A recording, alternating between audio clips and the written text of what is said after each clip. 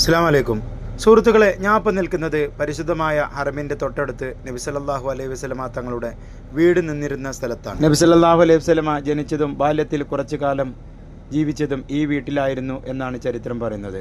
നബി സല്ലല്ലാഹു അലൈഹി വസല്ലമയുടെ മക്കയിലെ വീട് വളരെ ലളിതമായ ജീവിതത്തിൻ്റെ ഉദാഹരണങ്ങളാണ്.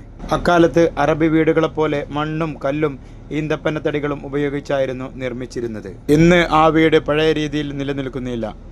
മക്കയിലെ വികസന പ്രവർത്തനങ്ങൾ കാരണം പ്രദേശത്തിൻ്റെ രൂപം വളരെ മാറിയിരിക്കുന്നു.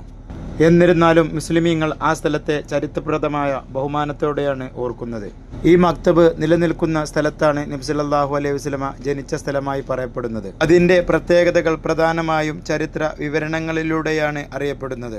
നബി സല്ലല്ലാഹു അലൈഹി വസല്ലമയുടെ വീടിൻ്റെ എതിർഭാഗത്ത് ഖുറൈശികളുടെയും ബന്ധുക്കളുടെയും വീടുകൾ ഉണ്ടായിരുന്നു. അതിൽ അബൂ ജഹലിൻ്റെ വീട് നിന്നിരുന്ന സ്ഥലത്താണ് ഇന്ന് ഈ ടോയ്ലറ്റ് സ്ഥിതി ചെയ്യുന്നത്.